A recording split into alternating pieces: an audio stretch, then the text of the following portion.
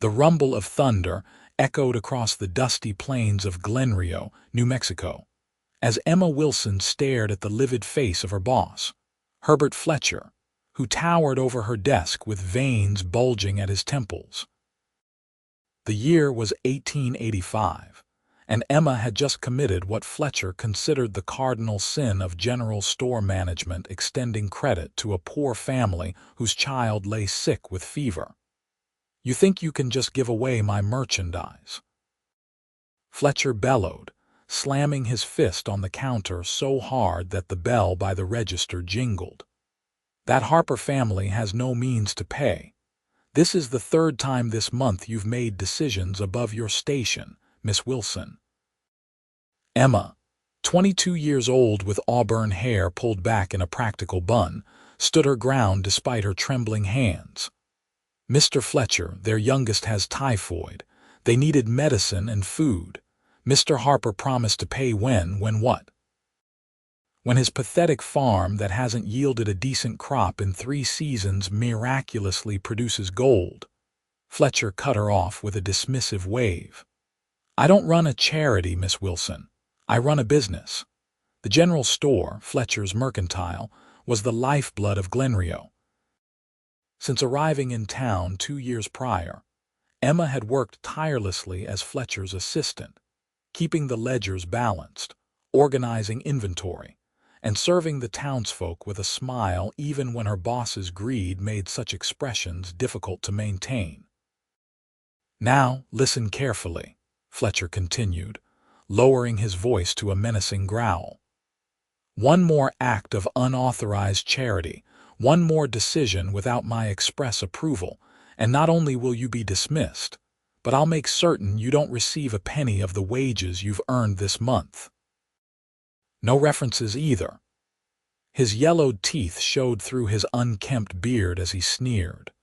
"How long do you think you'll last out here, a woman alone with no income and no prospects?" Emma felt her throat tighten but maintained her composure. Her parents had died on the journey west when she was 18, leaving her alone to make her way in this harsh frontier. Losing this job would indeed be catastrophic. "I understand, Mr. Fletcher," she said evenly, though her heart raced with indignation. "Good. Now finish restocking those shelves before closing. I've business in Santa Fe for the next 3 days. Try not to give away the entire store while I'm gone." With that, he grabbed his hat and stormed out, the bell above the door jangling violently in his wake. Emma released a breath she hadn't realized she was holding and allowed her shoulders to slump. Through the store windows, she could see the main street of Glenrio bathed in the golden light of late afternoon. Dust swirled in miniature tornadoes as a rider approached on a magnificent chestnut stallion. Something about the straight-backed figure stirred her curiosity, but she had shelves to stock and worry eating at her mind. The stranger dismounted with the easy grace of someone who'd spent more time on horseback than on foot. Emma couldn't help but notice his tall, broad-shouldered frame as he secured his horse to the hitching post. When he entered the store, the bell announced his presence with a gentle ring quite unlike Fletcher's violent exit moments before. He removed his hat, revealing dark hair with a slight wave to it, and piercing blue eyes that scanned the store with the calculated assessment of a man accustomed to taking in his surroundings at a glance. "Good afternoon, madam," he greeted, his voice a deep, pleasant rumble that carried across the store. "Good afternoon, sir," Emma replied with her practiced professional smile. "Welcome to Fletcher's Mercantile. How may I help you today?" The man approached the counter, his spurs making a subtle jingling with each step. His face was tanned from the sun, with the beginning of smile lines around his eyes that suggested he was perhaps in his late 20s or early 30s. "Victor Donovan," he introduced himself with a slight bow of his head. "Just rode into town, looking to set up some business hereabouts, and I heard this was the place to get supplies." Emma nodded. We carry most everything you might need, Mr. Donovan. What sort of business brings you to Glenrio, if I may ask? Victor's smile was warm, revealing a dimple in his right cheek. Cattle, primarily. I've purchased the old McKinney Ranch to the north, planning to revitalize it. Emma's eyebrows rose in surprise. The McKinney Ranch had been abandoned for nearly 2 years after old man McKinney passed and his sons moved east. It was a sprawling property with excellent grazing land, but it needed substantial work. That's quite an undertaking, she remarked, genuinely impressed. I've never been one to shy away from hard work, Miss Wilson. Emma Wilson, she supplied. Miss Wilson. He tipped an imaginary hat. Pleased to make your acquaintance. For the next hour, Emma helped Victor gather supplies: rope, nails, tools, preserved foods, and various other necessities for restoring a neglected ranch. As they moved about the store, Emma found herself relaxing in his company. Unlike most men who pass through, Victor asked for her opinion on his selections and listened attentively when she spoke. You seem to know a great deal about ranching supplies for a store clerk, Victor observed as Emma recommended a particular brand of axe. She smiled, a genuine expression this time. My father was a rancher before we set out west. I grew up learning the trade. He had dreams of establishing a new life here for us, but she trailed off, the familiar pain of loss momentarily overtaking her. Victor's expression softened with understanding. I'm sorry for your loss, Miss Wilson. Thank you, she said quietly, appreciating that he didn't press for details. Now, will there be anything else today, Mr. Donovan? Just some information if you're willing to share, he replied. I'm in need of reliable ranch hands. Any recommendations in town? Emma thought for a moment. The Harlow brothers are skilled with cattle and looking for steady work, and Thomas Jenkins lost his farm last spring but knows this land better than most. Victor nodded, committing the names to memory. Much obliged. And what about the store owner, Mr. Fletcher, is it? What sort of man is he to do business with? Emma hesitated, her professional discretion warring with honesty. Mr. Fletcher is particular about how he conducts business, she said diplomatically. Victor's eyes gleamed with perception, which is a polite way of saying he's not the most fair-minded merchant in the territory.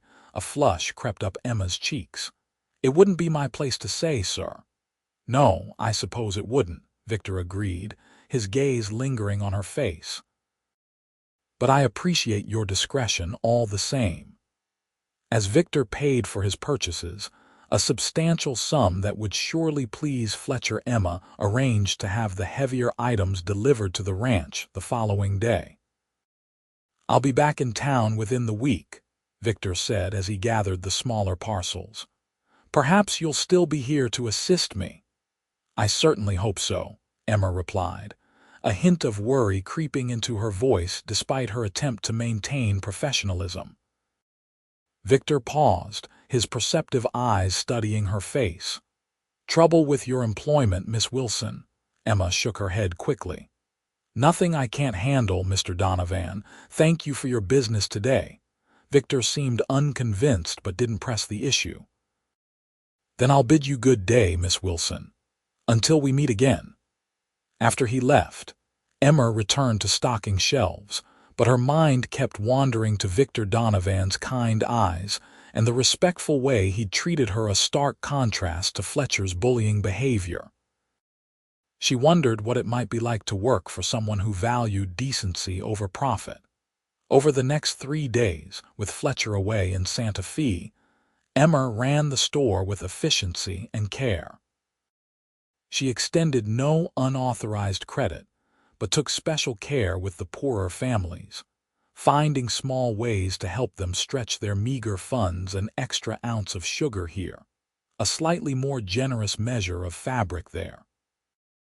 On the afternoon of the 3rd day, just hours before Fletcher was due to return, the Harper family came to the store. Mrs. Harper, A thin woman with worry lines etched deep into her face approached Emma with relief in her eyes. "Miss Wilson, I wanted to thank you for the medicine," she said in a low voice. "Little Sarah's fever broke last night. The doctor says she'll recover." Emma smiled, genuinely pleased. "I'm so glad to hear it, Mrs. Harper. How is Mr. Harper's search for work progressing?" "That's the other reason I'm here," Mrs. Harper replied, her expression brightening. "He's been hired at the Donovan Ranch. That new rancher he came by yesterday looking for men who know the land. Pays fair wages, too, weekly instead of monthly." She reached into her pocket and pulled out a few coins. "It isn't all we owe, but Mr. Harper insisted I bring what we could today." Emma accepted the money with a nod, quickly writing out a receipt for the partial payment. "Please tell Mr. Harper I said congratulations. I'm sure he'll be an asset to Mr. Donovan's operation." After Mrs. Harper left, Emma entered the payment in the ledger, knowing it wouldn't be enough to appease Fletcher but hoping it might mitigate his anger. As the day wore on, she grew increasingly anxious about his return. Just before closing time, the door opened and Fletcher stomped in, his mood clearly no better for his time away. He barely greeted Emma before demanding to see the ledgers. Harper paid something toward their debt, Emma pointed out as Fletcher scowled at the entries. "A pittance," he spat. "And I see you allowed the Wilkins girl to take fabric on account. What did I tell you about unauthorized credit?" "Mrs. Wilkins prepaid last month for her daughter's school clothes," Emma explained, pointing to the earlier entry. "I simply held the fabric until she selected the pattern." Fletcher's eyes narrowed. "Don't get clever with me, girl. I'm watching you closely." He continued examining the ledger, looking for any excuse to fulfill his threat of dismissal. The bell above the door rang again, and Emma looked up to see Victor Donovan entering, this time accompanied by a well-dressed older gentleman whom she recognized as Judge Morris from the county seat. "Mr. Fletcher," Victor greeted with a tip of his hat. "I hope I find you well after your travels." Fletcher straightened, putting on the false smile he reserved for potentially valuable customers. "Mr. Donovan, a pleasure. I see you've met our esteemed Judge Morris." "Indeed," Victor replied. "The judge has been most helpful in facilitating my business interests in the area." Judge Morris nodded. "Mr. Donovan has been making quite an impact in just a few days, already hiring local men, placing orders with businesses as far as Santa Fe." Fletcher's smile widened with obvious avarice. "Well, we at Fletcher's Mercantile stand ready to supply whatever you need for your ranch, Mr. Donovan. Perhaps we could discuss a standing order. A man in your position shouldn't have to make the trip to town for every little thing." Victor nodded thoughtfully. "Actually, I came to discuss business of a different nature, Mr. Fletcher. Judge Morris has the documents if you'd care to review them." The judge produced a leather portfolio from inside his coat and placed several papers on the counter. Fletcher's brow furrowed as he began to read. "What's this?" he demanded, his voice rising. "A purchase offer. For my store." Victor's expression remained calm. "Yes, I'm prepared to pay a very fair price, significantly above market value, in fact." Fletcher's face reddened. "This store isn't for sale. It's the most profitable business in Glenrio, which is precisely why I'm offering 20% above what it's worth," Victor countered smoothly. "It's a very generous offer, Mr. Fletcher." Emma watched the exchange in astonishment, barely daring to breathe as Fletcher sputtered and protested. "I've also taken the liberty of speaking with the bank in Santa Fe," Victor continued. "They mentioned some concerns about your outstanding loans. I believe the terms of my offer would allow you to satisfy those debts completely, with a tidy sum remaining for whatever new ventures you might pursue." Fletcher's mouth opened and closed like a fish out of water. Judge Morris cleared his throat. "Herbert, if I might offer some advice," the judge said quietly. "I've reviewed Mr. Donovan's offer, and it's more than fair. Given your situation with the bank, I would consider it carefully." Emma had no idea Fletcher was in financial trouble. He had always portrayed himself as a man of substantial means, though his miserly ways with staff and customers suggested otherwise. "I need time to think," Fletcher muttered, his earlier bluster deflating. "Of course," Victor agreed. "Take the evening to consider. I'll return tomorrow morning for your answer." He turned to Emma with a polite nod. "Good evening, Miss Wilson." After Victor and the judge departed, Fletcher stormed into the back room, leaving Emma to close the shop alone. She heard the distinct sound of a whiskey bottle being opened and knew better than to disturb him. The following morning, Emma arrived early as usual, surprised to find Fletcher already there, looking haggard and resigned. He barely acknowledged her presence as he straightened his waistcoat and paced the store floor. "Is everything all right, Mr. Fletcher?" Emma ventured cautiously. "Mind the counter," he snapped. "I'll be in the office." Just after opening, Victor arrived with Judge Morris once more. They proceeded directly to Fletcher's office, closing the door behind them. Emma tried to focus on arranging a display of new fabrics, but her ears strained to catch any snippet of the conversation from behind the closed door. After nearly an hour, the door opened, and the three men emerged. Fletcher looked both relieved and annoyed, while Victor appeared satisfied. Judge Morris was already tucking papers into his portfolio. "Miss Wilson," Fletcher called sharply. "Come here." Emma approached warily, uncertain what to expect. "It seems you'll have a new employer," Fletcher announced without preamble. "I've accepted Mr. Donovan's offer for the store." Emma blinked in surprise. "I see, sir." "The transaction will be complete by the end of the week," Judge Morris added. "Mr. Fletcher has agreed to stay on through tomorrow to assist with the transition, after which he'll be relocating to Santa Fe." Fletcher's face soured. "Just remember our agreement, Donovan. I expect my final payment when the deed transfers." "You'll receive every cent as promised," Victor assured him. "Now, if you don't mind, I'd like a word with Miss Wilson." Fletcher waved a dismissive hand and retreated to his office, clearly eager to be done with the whole matter.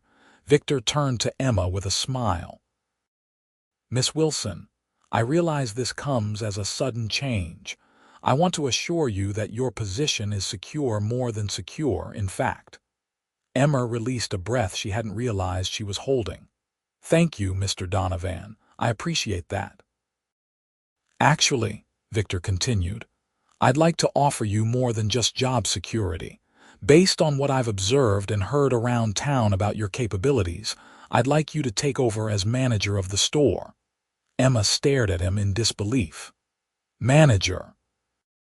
"But I've seen how you run this place in Fletcher's absence," Victor said. "You know the inventory, the customers, the books. More importantly, you understand the needs of this community in a way Fletcher never did." He glanced toward the office door and lowered his voice. "I know he threatened to dismiss you without pay. Mrs. Harper told me how you helped her family and how Fletcher reacted." Heat rushed to Emma's cheeks. "It wasn't my place to discuss Mr. Fletcher's business practices with customers." "You didn't have to." "Your reputation speaks for itself," Victor replied. "The store will need a new name, of course. Any suggestions?" Emma's mind whirled with the sudden turn of events. I'm not sure I'm qualified for such responsibility." "I disagree," Victor said firmly. "I've spent the past few days asking about you around town. Everyone speaks highly of your character and competence. I need someone I can trust to run this place while I focus on the ranch." He paused, studying her face. "Unless you'd prefer not to take on such a role." "No." "I mean, yes, I would be honored," Emma stammered, collecting herself. Thank you for this opportunity, Mr. Donovan. I won't disappoint you. I'm confident you won't, he replied with a warm smile. Now, as for the name, what about Wilson's General Store? Has a nice ring to it, doesn't it? Emma felt a swell of emotion at the thought of seeing her family name above the door. That's very generous, but perhaps something that reflects the community rather than any individual. Victor considered this, nodding appreciatively at her thoughtfulness. A fine suggestion. We'll discuss options over the coming days. For now, I'll leave you to your work. Fletcher has agreed to review the inventory with me this afternoon. As Victor turned to leave, Emma called after him, Mr. Donovan, may I ask what prompted you to purchase the store? You mentioned your focus was cattle. Victor paused at the door, his expression thoughtful. A good businessman recognizes opportunity, Miss Wilson, and sometimes, he added with a meaningful look, doing the right thing is good business. With that, he tipped his hat and departed, leaving Emma to process the extraordinary change in her circumstances. Over the next few days, the news of Fletcher's mercantile changing hands spread through Glenrio like wildfire. Fletcher himself departed with little ceremony after the deed transferred, heading to Santa Fe with his pockets considerably fuller than when he'd arrived in town years before. Emma worked from dawn until well after dusk, inventorying every item in the store and reorganizing the cluttered stockroom. Victor stopped by each day to check on progress and discuss plans for improvements, but he largely left decisions to Emma, a trust that both terrified and exhilarated her. On the day the new sign was to be hung, Glenrio General Store, Emma arrived to find Victor already there, examining the old, worn counter with a critical eye. "Good morning, Miss Wilson," he greeted cheerfully. "I've been thinking this counter has seen better days. Perhaps we should consider a new one, and maybe move it to create more floor space for displays." Emma set down her lunch pail and removed her shawl. "Good morning, Mr. Donovan. Actually, I've been meaning to discuss store improvements with you. I've made some sketches." She retrieved a folded paper from her satchel and spread it on the counter. Victor leaned in to examine her neat drawings of a redesigned store layout. "You've given this considerable thought." "The current arrangement wastes space," Emma explained, warming to her subject. "If we move the counter here and add shelving along this wall, we can display more merchandise while making it easier for customers to browse. And this corner could become a proper fitting area for those purchasing fabric and ready-made garments." Victor studied the plans, then looked at Emma with undisguised admiration. "These are excellent suggestions, far better than my vague notions about the counter." Emma blushed at the praise. "I've had 2 years to think about how I'd improve this place, though I never imagined having the authority to implement such changes." "Well, now you do," Victor said decisively. "Make whatever arrangements you need with the carpenter. I trust your judgment completely." The bell above the door jingled, and they both looked up to see Mrs. Harlow entering with her young daughter in tow. "Good morning, Miss Wilson, Mr. Donovan," she greeted, her eyes curious as they darted between the two. "We've come for fabric for Sarah's new school dress. Is it true what they're saying around town, that the store will be extending credit to families again?" Victor deferred to Emma with a slight nod, allowing her to answer as the manager. "Yes, Mrs. Harlow," Emma confirmed. "We'll be implementing a new credit policy for established customers. Reasonable terms with fair repayment schedules." She moved to the fabric section, guiding Mrs. Harlow and her daughter. "Now, what sort of fabric were you thinking for Sarah's dress?" As Emma helped the Harlows, Victor watched her interact with the customers, noting her patience and genuine interest in their needs. When they left, satisfied with their purchase and the new credit arrangement, Victor approached Emma with a thoughtful expression. "You're a natural at this, Miss Wilson," he observed. "The customers trust you." "They're good people who just need a fair chance," Emma replied. "Most will honor their debts if treated with respect," Victor nodded. "A philosophy I share." He glanced out the window at the lengthening afternoon shadows. "I should head back to the ranch. We're bringing in a new herd tomorrow." He hesitated, then added, "Would you consider joining me for dinner on Sunday, to discuss business, of course?" The hotel dining room is said to be quite acceptable. Emma felt her heart quicken inexplicably at the invitation. "To discuss business," she echoed with a small smile. "Yes, I'd be pleased to join you."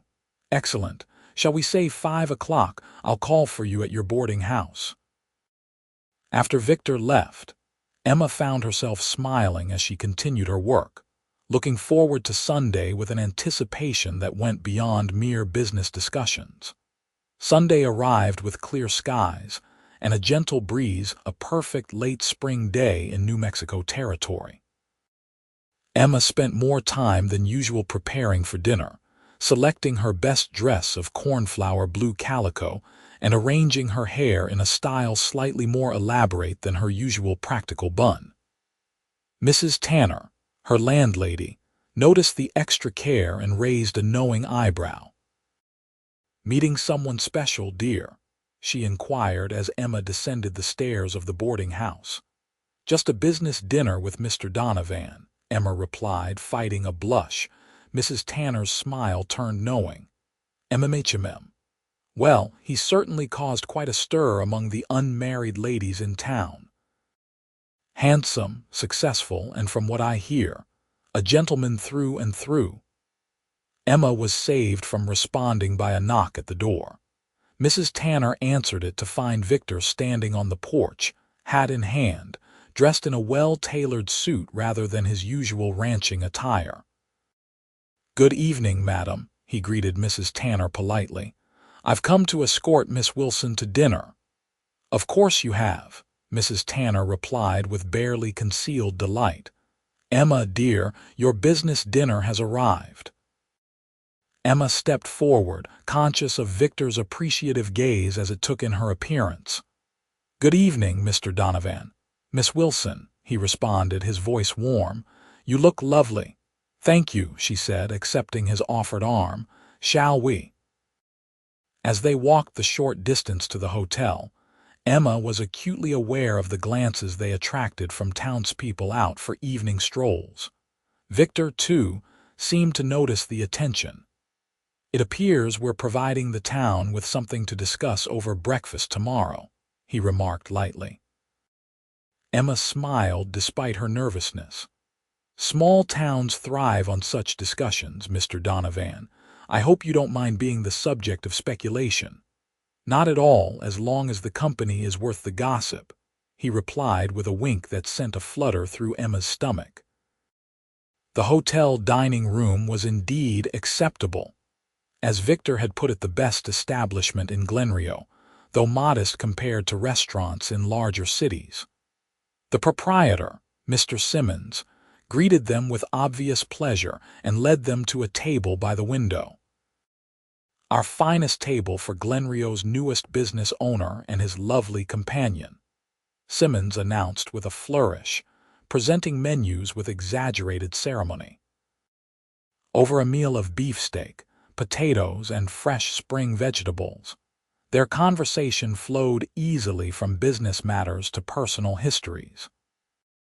Emma learned that Victor had grown up in Colorado, the son of a successful mining engineer who had instilled in him both a head for business and a strong moral compass. "My father believed profit should never come at the expense of people's dignity," Victor explained. "He paid his miners fair wages when other operations exploited their workers. His mines had fewer accidents, less turnover, and ultimately greater productivity." "A wise man," Emma observed. "You seem to have adopted his philosophy." "I try," Victor acknowledged. "And what about your father?" "You mentioned he was a rancher." Emma nodded, the familiar pang of loss softened by time and the warmth of sharing memories. He had a small ranch in Kansas. Nothing grand, but it was prosperous enough. He taught me everything from keeping books to calving season. My mother thought it improper for a girl to know such things, but father insisted I learn. Thank goodness he did, Victor said. Those skills have served you well. They have, Emma agreed. After my parents died, those skills were all I had left of them, that and their dream of a new beginning out west. Victor's expression grew solemn. I'm sorry you had to continue that journey alone. It hasn't been easy, Emma admitted, but I've managed. And now? She gestured vaguely, encompassing their current circumstances. And now, Victor prompted gently. Emma met his gaze. Now I feel as though I might finally be able to honor their dream in my own way, building something meaningful here in Glenrio. Victor reached across the table, his hand hovering near hers without quite touching. I'd like to help you build that dream, Emma, if you'll allow me. The use of her first name sent a ripple of awareness through her. I'd like that, Victor. His smile at her use of his name was brilliant. For a moment, they sat in companionable silence, the air between them charged with possibility. Their shared reverie was broken by the arrival of dessert apple pie that Mr. Simmons proudly announced had been baked by his wife that very afternoon. As they enjoyed the sweet treat, their conversation turned back to plans for the store. I've been thinking about expanding our inventory, Emma said. There's demand for more ready-made clothing, especially for children. And proper tools for the women, not just sewing notions, but quality garden implements too. Victor nodded thoughtfully. Makes sense. Women do most of the gardening that keeps families fed around here. He paused, considering. What about books? I noticed the store carries only a few Bibles and almanacs. Emma's eyes lit up. Yes, I've thought the same thing. Even a small selection of books would be wonderful for the town, especially with winter coming in a few months. People get cabin fever during the snow season. Consider it done, Victor said decisively. Order whatever you think appropriate. And speaking of winter, we should discuss improvements to the store building itself. That roof won't last another season of heavy snow. By the time they finished their meal, they had outlined plans not just for the store, but for how it might better serve the community, a reading circle using the new books, demonstrations of new farming techniques, perhaps even a small lending library eventually. As they walked back to the boarding house in the gathering twilight, Victor offered Emma his arm again. She took it, feeling a pleasant warmth where her hand rested on his sleeve. I enjoyed this evening very much, Victor said as they reached Mrs. Tanner's front porch. Would you consider making it a regular occurrence? Sunday dinners to discuss business, of course. Emma smiled, recognizing the transparent excuse for what it was. I think weekly business discussions would be very practical, Mr. Donovan. Victor, he reminded her gently. At least when we're not in the store. Victor, she amended, liking the way his name felt on her lips. Sunday dinners would be lovely. He took her hand and raised it to his lips for a brief, proper kiss that nevertheless sent a shiver up Emma's spine. Until tomorrow, then. Good night, Emma. Good night, Victor, she replied softly, watching as he descended the steps and walked back toward the hotel where he was staying until the ranch house was habitable. Mrs. Tanner was waiting in the parlor, pretending to read but obviously eager for details. Emma provided only the barest account of the evening before retreating to her room, where she sat by the window for a long time, watching the stars and contemplating the unexpected turn her life had taken. Over the following weeks, the transformation of Fletcher's Mercantile into the Glenrio General Store proceeded at a remarkable pace. The physical renovations, new shelving, a relocated counter, fresh paint, and repairs were matched by changes in how the store operated. Emma implemented fair credit policies, expanded inventory, and created inviting displays that turned shopping from a chore into a pleasant experience. Victor divided his time between the ranch and the store, trusting Emma's management completely but stopping by almost daily, ostensibly to check on progress, but increasingly to spend time in her company. Their Sunday dinners became a highlight of Emma's week occasions when business talk gradually gave way to personal conversations, shared dreams, and deepening friendship. By midsummer, the Donovan ranch was taking shape as well. Victor had hired a capable foreman and several local men, including Mr. Harper, whose family now had a small but comfortable cabin on the ranch property. The main house had been repaired, though Victor admitted it remained sparsely furnished. "I'm afraid I've little eye for such things," he confessed one Sunday evening as they strolled along the creek after dinner. "The house is functional but hardly a home." "Perhaps you need a woman's touch," Emma suggested, then blushed as she realized how her words might be interpreted. Victor's gaze warmed as it rested on her face. "Perhaps I do." The moment stretched between them, filled with unspoken possibilities. Then Victor cleared his throat and offered his hand to help her over a fallen log, changing the subject to safer ground: the upcoming shipment of books for the store. As summer progressed into early autumn, Emma noticed subtle changes in her relationship with Victor. His visits to the store grew more frequent, often without any real business purpose. He brought her wildflowers picked along the trail or special treats from his cook at the ranch. For her part, Emma found herself watching the door eagerly each day, disappointed when he didn't appear and unreasonably happy when he did. The townsfolk noticed too. Emma endured good-natured teasing from her regular customers and knowing looks from Mrs. Tanner. Even Judge Morris, who stopped by the store during one of his monthly visits to Glenrio, made a pointed comment about seeing Victor settled with the right woman. One crisp October morning, Emma arrived at the store to find a package waiting on the counter: a beautiful leather-bound journal with her initials embossed on the cover. The note alongside it read simply, "For recording your excellent business ideas. With admiration, V." She was still admiring the thoughtful gift when the door opened and Mrs. Harper entered, looking anxious. "Miss Wilson, thank the Lord you're here," she said breathlessly. "There's been an accident at the ranch. One of the new bulls broke loose and charged the men.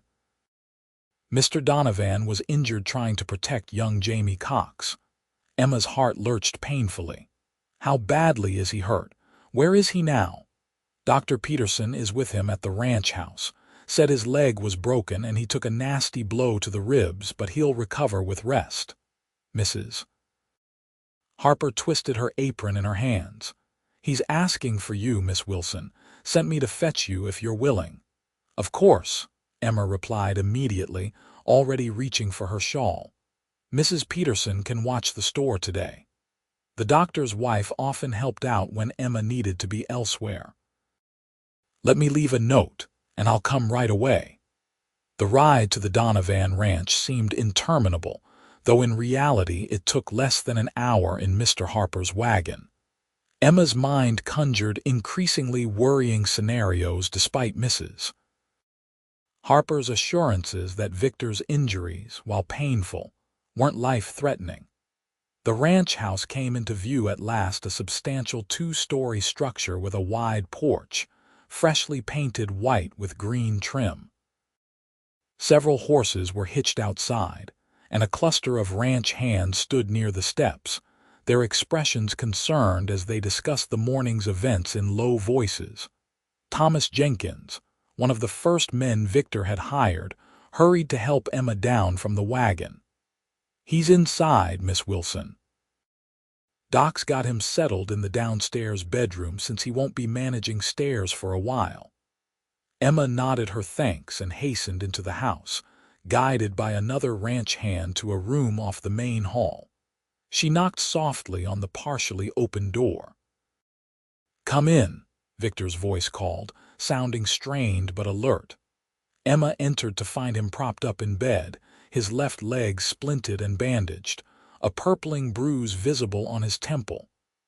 Dr. Peterson sat nearby, packing medical supplies into his bag. "Emma," Victor said, his face lighting up despite his obvious discomfort. "You came." "Of course I came," she replied, moving to his bedside. "How could I not?" Dr. Peterson stood with a knowing smile. "Well, Mr. Donovan, it seems you're in good hands now. The break is clean and should heal well if you follow my instructions. Complete bed rest for at least 2 weeks, then limited movement with crutches. No riding for at least 6 weeks." He turned to Emma. "Perhaps you can ensure he follows orders. He's already tried to convince me he needs to be up and about by tomorrow." Emma fixed Victor with a stern look. "He'll behave himself, doctor, or answer to me." Victor had the grace to look chastened. "Yes, madam." After the doctor left, Emma pulled a chair close to the bed. "You gave everyone quite a scare." "Not my intention," Victor grimaced as he shifted position. "Young Jamie froze when the bull charged. I couldn't let the boy get gored." Emma shook her head, exasperated and touched by his heroism. "Always the gentleman, even with 2,000 pounds of angry bull bearing down on you." "It's the company I keep," he replied with a weak smile. "A certain store manager has been setting a high standard for doing the right thing." Emma felt her cheeks warm at the compliment. "Well, this certain store manager insists that you rest and recover properly. The ranch and the store will manage without you for a few weeks." "But who will escort you to Sunday dinner?" Victor protested, only half joking. "I think we'll have to make other arrangements for the time being," Emma said gently. "Perhaps I could bring dinner here instead. I'm a fair cook, though Mrs. Tanner might do better." Victor's hand reached for hers, his fingers warm as they enfolded her smaller ones. "I'd like that very much, Emma. Though I'm sorry for the inconvenience." "It's no inconvenience to care for." She hesitated, then finished softly. "Someone important to me." The look that passed between them held more meaning than either had yet dared express aloud.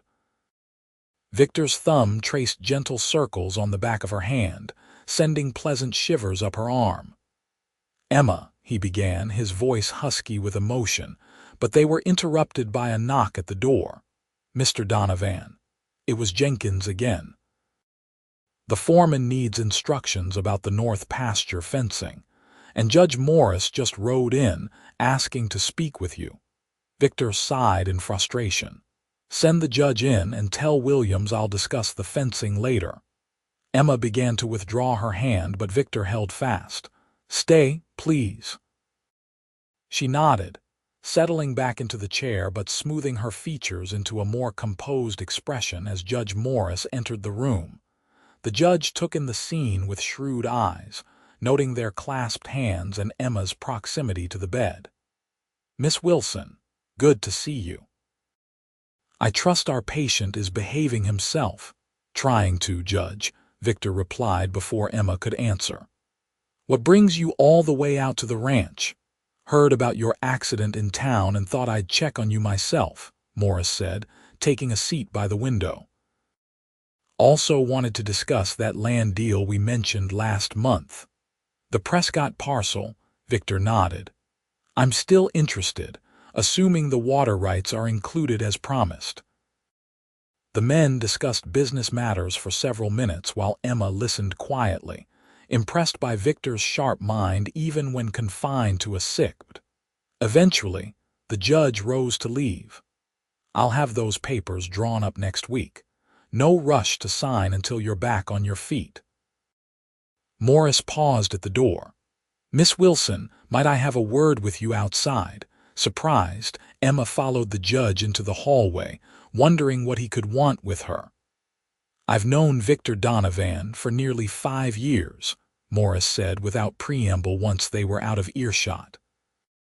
"Met him when he was establishing his first ranch in Colorado. He's one of the finest men of my acquaintance, honorable, hard-working, and genuinely concerned for others' welfare." The judge fixed Emma with a penetrating gaze. "I tell you this not because he needs my endorsement, but because I believe you should know the quality of the man whose heart you've so thoroughly captured." Emma blinked in surprise at the judge's directness. "No need to respond," Morris continued with a gentle smile. "I merely wish to offer my observation that the sentiment appears mutual, and that brings me considerable satisfaction. Victor deserves happiness after all he's accomplished." With a tip of his hat, the judge headed for the front door, leaving Emma standing in the hallway with her thoughts in pleasant disarray. When she returned to Victor's room, she found him looking tired but determined. "What did the judge want?" he asked. "To sing your praises primarily," Emma replied with a small smile, resuming her seat beside him. Victor looked embarrassed. "Morris exaggerates. He's been something of a mentor since my early days in business." "He thinks very highly of you," Emma said. "As do I." Victor's expression softened.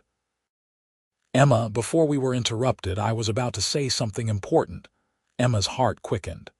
"Yes." He took a deep breath, wincing slightly at the pain in his ribs. "These past months, getting to know you, working with you, they've been the happiest of my life.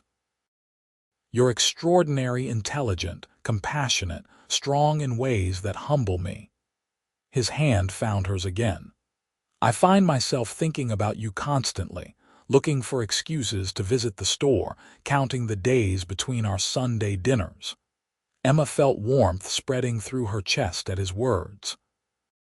"I count those days too," she admitted softly. Encouraged, Victor continued. "I know this isn't the romantic setting I'd planned, me laid up in bed looking a fright, but I can't wait any longer to tell you that I've fallen in love with you, Emma Wilson. Completely, irrevocably in love." Emotion welled in Emma's throat, making speech momentarily impossible. She lifted his hand to her cheek, turning to press a kiss against his palm. "Victor," she finally managed, her voice thick with feeling, "I love you too. I think I have almost from the beginning." The joy that illuminated his face was worth any amount of impropriety in her forward confession. "Truly, truly," she confirmed with a watery smile.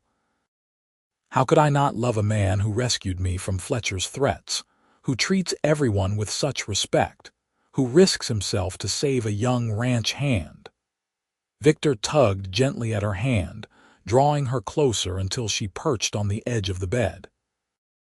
With his free hand he cupped her cheek, his thumb brushing away a tear she hadn't realized had fallen. "If I weren't in this confounded bed," he murmured, "I'd get down on one knee right now and ask you to marry me." Emma's breath caught. "Victor." "Too soon?" he asked, suddenly uncertain. "I don't want to rush you, but I know what I want, Emma. A life with you, building something meaningful together, the store, the ranch, a family someday if you want that too." "It's not too soon," she assured him, her heart so full she thought it might burst. "Nothing would make me happier than to be your wife." His smile was radiant as he drew her down for their first kiss, gentle at first, then deepening as Emma responded with all the love she felt. When they finally parted, both slightly breathless, Victor rested his forehead against hers. "As soon as I can stand without these blasted crutches, we'll make it official," he promised. "I want to do this properly with a ring and everything you deserve." Emma laughed softly. "I don't need grand gestures, Victor, just you." "Nevertheless," he insisted with a twinkle in his eye, "a proper proposal will happen. Consider this the unofficial version." Emma stayed until evening, helping Victor with correspondence regarding the ranch and store, sharing a simple dinner brought by Mrs. Harper, and simply enjoying being together with their feelings finally declared. When she reluctantly prepared to leave, Mrs. Harper would drive her back to town. Victor caught her hand once more. "Tomorrow?" he asked hopefully. Tomorrow, she promised, bending to kiss him goodbye. Try to rest. I'll dream of you, he replied softly. The next few weeks established a new rhythm to Emma's life. She managed the store during the day, implementing more of the improvements she and Victor had planned, then rode out to the ranch most evenings to spend time with him as he recovered. On Sundays, she arrived early and stayed late, often cooking for him in the ranch house kitchen with Mrs. Harper's assistance. Victor proved to be a difficult patient, chafing at the restrictions on his movement and constantly trying to do more than Dr. Peterson allowed. Only Emma's firm insistence kept him from undoing his recovery progress with premature activity. "You're worse than a child," she scolded one afternoon when she caught him attempting to review the ranch ledgers at his desk rather than resting. "Back to bed, Mr. Donovan, or I'll have Jenkins carry you there." Victor grumbled but complied, though he extracted a promise that she would read the ledger entries to him so he could at least keep track of ranch operations. As promised, Dr. Peterson allowed Victor to begin using crutches after 2 weeks of bed rest. His mobility improved steadily, though he tired easily, and the broken leg remained a source of considerable pain. Emma worried about his pale complexion and the strain evident in his face when he thought no one was looking. "You're pushing yourself too hard," she observed one evening as she helped him to the sofa in the ranch house sitting room. "There's no rush, Victor.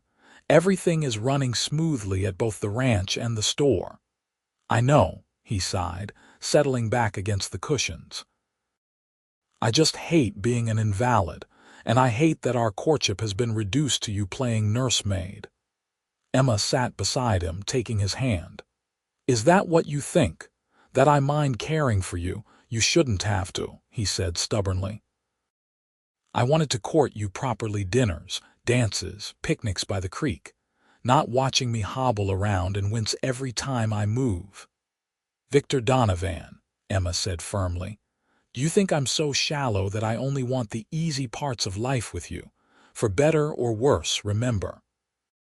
Though I believe that comes later in the process." Her teasing reference to marriage vows brought a reluctant smile to his face. "You're remarkable, you know that. Most women would have reconsidered their affections when faced with an injured, irritable suitor." "Most women haven't found someone worth enduring a little irritability for," she countered, leaning over to kiss him softly. "Besides, I find your determination rather admirable, even when it's misguided." By early December, Victor had graduated from crutches to a walking stick, though his limp remained pronounced. The first snow of the season had fallen, transforming the landscape into a glittering wonderland and bringing Christmas preparations to the forefront of everyone's minds. The store was busier than ever as townsfolk purchased supplies for holiday baking, materials for gifts, and special items ordered specifically for the season.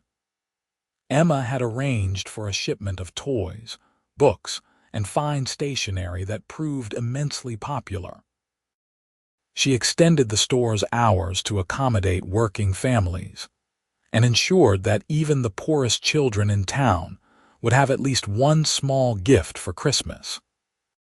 Victor made it to town more frequently now, usually staying at the hotel overnight to avoid the difficult journey back to the ranch in the winter cold.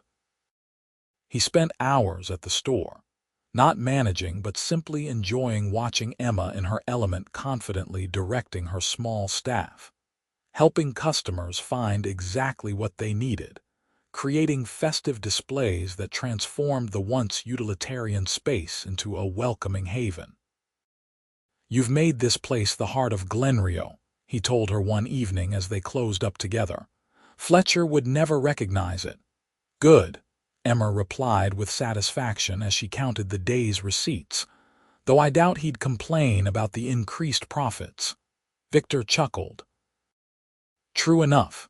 Speaking of Fletcher, I had a letter from him last week.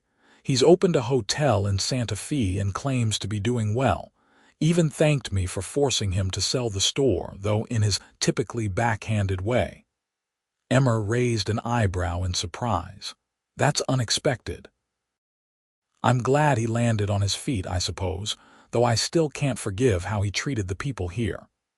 Nor I, Victor agreed, but it seems he's found a business better suited to his particular approach to customer relations. Apparently, wealthy travelers from back east find his gruff manner authentically frontier. They shared a laugh at that as Emma finished locking the cash box. Outside, snow was falling again, adding to the already considerable accumulation on the boardwalk. You shouldn't walk back to the hotel in this, Emma said, concerned about Victor navigating the slippery path with his still healing leg. Let me send for Jenkins to bring the sleigh around. No need to trouble him, Victor insisted. The hotel is only 2 blocks away. I'll manage fine. Emma frowned, unconvinced. At least let me walk with you. I need to stop at Mrs. Tanner's anyway to pick up my mending. Victor's expression softened. I never turn down the pleasure of your company, though I hate to think of you walking back alone afterward. Mrs. Tanner's is even closer than the hotel, Emma reminded him. I'll be fine. They bundled up against the cold Victor in a heavy wool coat and hat, Emma in her warmest cloak with a woolen scarf wrapped around her head. Victor offered his arm and Emma took it, careful to support him subtly on the side with the injured leg. The town was quiet, most residents having retreated to the warmth of home as evening fell. Lamplight glowed from windows, casting golden rectangles on the snowy ground. Their boots crunched in the fresh powder as they made their way slowly down the main street. It's beautiful tonight, Emma remarked, her breath forming clouds in the cold air, like something from a Christmas card. Victor looked down at her, his expression tender in the diffused light from the street lamps. Not half as beautiful as you with snowflakes on your eyelashes. Emma smiled up at him, feeling warm despite the December chill. You're becoming quite poetic in your convalescence, Mr. Donovan. You inspire poetry, he replied simply. Then, to her surprise, he stopped walking and turned to face her fully. Emma, do you remember my promise about a proper proposal once I could stand without crutches? Her heart began to race. I remember. Victor set his walking stick carefully against a nearby hitching post and took both her hands in his. I had planned something more elaborate, a special dinner, perhaps, or a beautiful setting. But standing here with you on this perfect winter night, I can't wait any longer. Emma watched, breathless, as he lowered himself carefully to one knee in the snow, wincing slightly but determined. From his coat pocket, he withdrew a small velvet box. Emma Wilson, you are everything I never knew I was searching for until I found you. Your strength, your compassion, your unwavering moral compass, they humble and inspire me daily. These past months have shown me that life without you would be empty indeed. He opened the box to reveal a ring, a perfect diamond flanked by sapphires that matched the blue of his eyes. Will you do me the extraordinary honor of becoming my wife? Tears welled in Emma's eyes, crystallizing in the cold. Yes, she whispered, then more strongly. Yes, Victor, with all my heart. His smile was radiant as he removed his glove to slide the ring onto her finger, then kissed her hand reverently. Emma helped him to his feet, mindful of his still healing leg, and was immediately enfolded in his embrace. Their kiss was tender and passionate at once, a promise of the life they would build together. When they finally parted, Victor rested his forehead against hers. I love you, Emma Wilson. Soon to be Emma Donovan, she reminded him with a joyful smile. I love you too. A polite cough interrupted their moment. They turned to find Judge Morris watching them with amusement from the boardwalk outside the hotel. I see congratulations are in order, the judge remarked with a broad smile. About time, too. Victor laughed, keeping an arm around Emma's waist. "Judge, your timing is impeccable as always."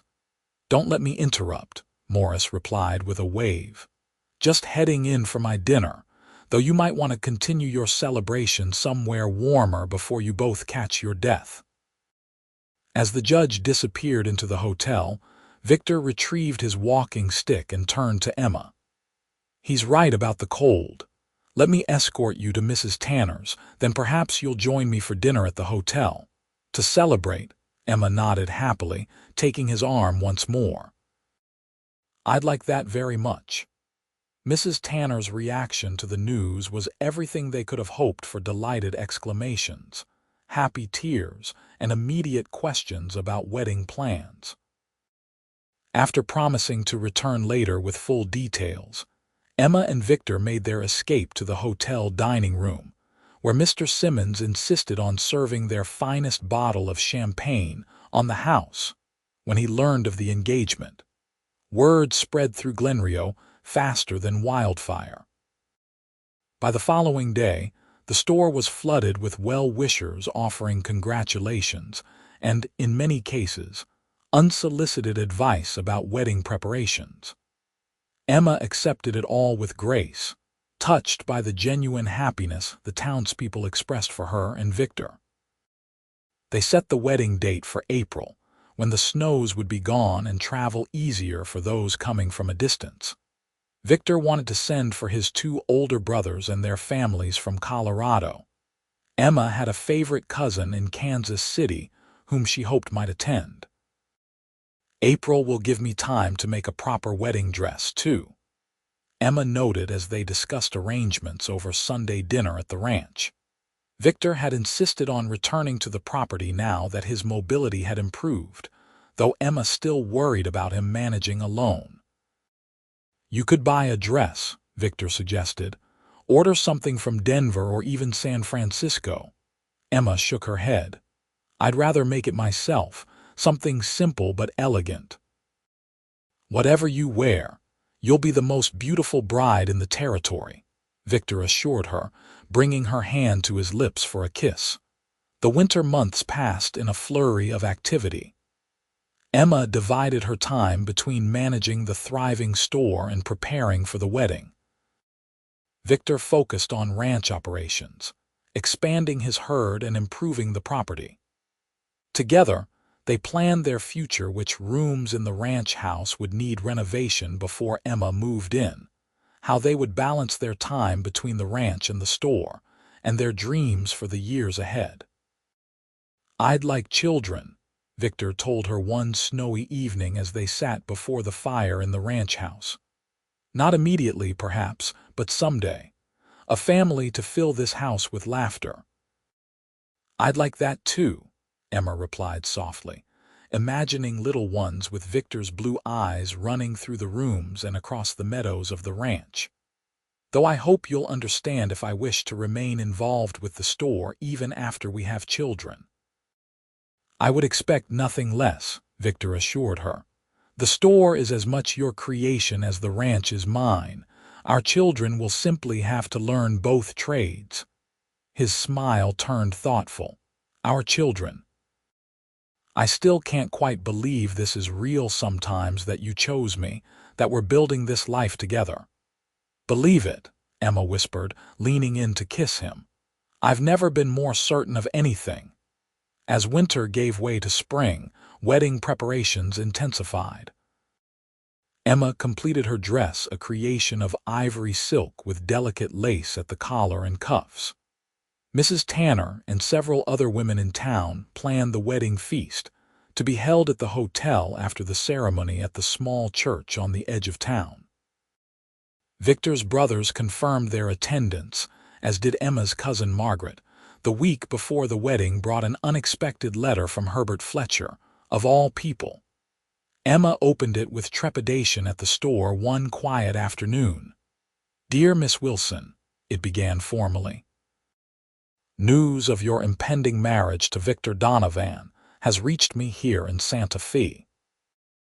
While I cannot claim to have been the most accommodating employer during your time at my establishment, I must acknowledge that your subsequent success in managing the store confirms what I was perhaps too stubborn to recognize: your considerable business acumen."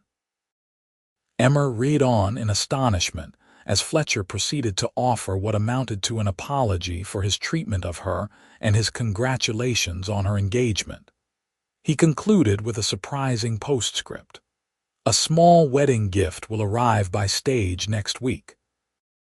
Consider it recompense for the wages I once threatened to withhold." When Victor stopped by later that day, Emma showed him the letter with a bemused expression. "I never thought I'd see Herbert Fletcher admit he was wrong about anything," she said. Victor chuckled as he folded the letter and handed it back.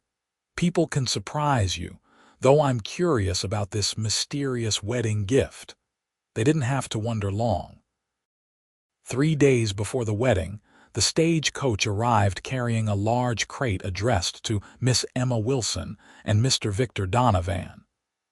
When opened, it revealed an elegant silver tea service with a note from Fletcher, "For occasions when important business is discussed over refreshments. May your partnership prosper in all ways." "Remarkably thoughtful," Victor observed as they admired the gleaming silver. "Perhaps there's hope for Fletcher after all." The wedding day dawned clear and perfect, with the fresh green of spring adorning the countryside. Margaret helped Emma dress in her room at Mrs. Tanner's boarding house, pinning sprigs of wildflowers in her upswept hair. "Your radiant cousin," Margaret said, stepping back to admire the effect. "This Victor of yours is a fortunate man." "I'm the fortunate one," Emma replied softly, smoothing the silk of her skirts. "After losing mother and father, I never expected to find such happiness." Mrs. Tanner appeared at the door, her eyes misty. "The buggy is here, dear, and half the town is already at the church." The small church was indeed filled to capacity when Emma arrived. As the simple organ music began and she walked down the aisle on Judge Morris's arm, the judge having offered to give her away in her father's absence, Emma saw only Victor waiting for her at the altar, tall and handsome in his new suit, his blue eyes shining with love. They spoke their vows in clear, steady voices, promising before God and their community to love and honor each other for all their days. When the minister pronounced them husband and wife, Victor's kiss was tender and reverent, a promise of all they would share in the years to come.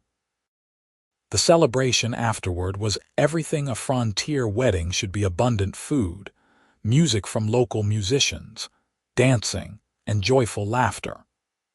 Emma and Victor moved among their guests, accepting congratulations and well wishes from what seemed like everyone in Glenrio and the surrounding ranches.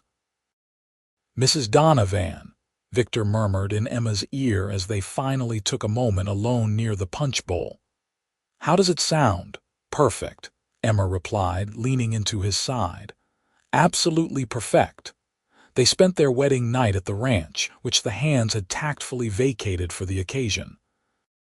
As Victor carried Emma over the threshold despite his still healing leg, she protested that he would strain his injury. "Worth every twinge," he assured her, setting her gently on her feet in the entrance hall, now adorned with fresh flowers for the occasion. "Welcome home, Mrs. Donovan." In the soft light of the bedroom, all nervousness fell away as they expressed their love in the most intimate terms, discovering each other with tenderness and growing passion. Afterward, as Emma lay in the circle of Victor's arms, she felt a profound contentment that went beyond physical satisfaction, the deep rightness of being exactly where she belonged. "What are you thinking?" Victor asked softly, his fingers tracing patterns on her bare shoulder. "That I'm happy," Emma replied simply. "Happier than I ever imagined possible." He pressed a kiss to her forehead. "We've only just begun, my love. The best is yet to come." The years that followed proved the truth of Victor's words.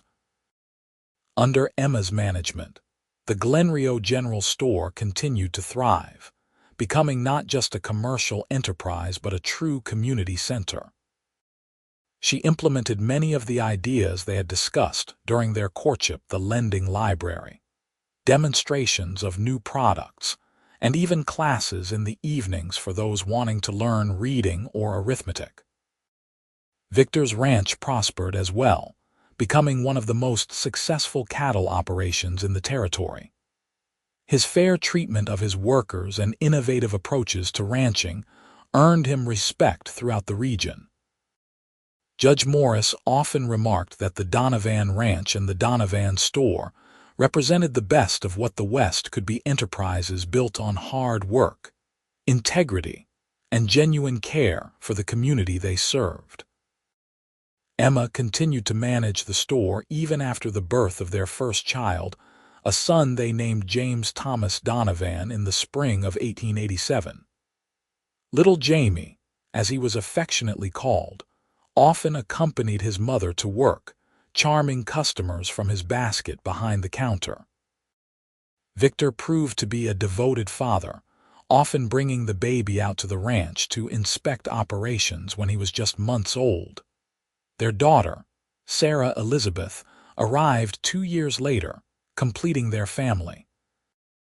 The ranch house, once so sparse and bachelor-like, became a true home filled with children's laughter, family gatherings, and love that seemed to expand with each passing year. On their 5th wedding anniversary, Victor surprised Emma with a special gift: the deed to the store building, now officially in her name. "You've made it entirely your own creation," he told her as she stared at the document in wonder. "It should bear your name in more than just the sign above the door." "Our creation," Emma corrected, kissing him gratefully. "I couldn't have done any of it without you, Victor." He shook his head, his expression serious. "You underestimate yourself, my love.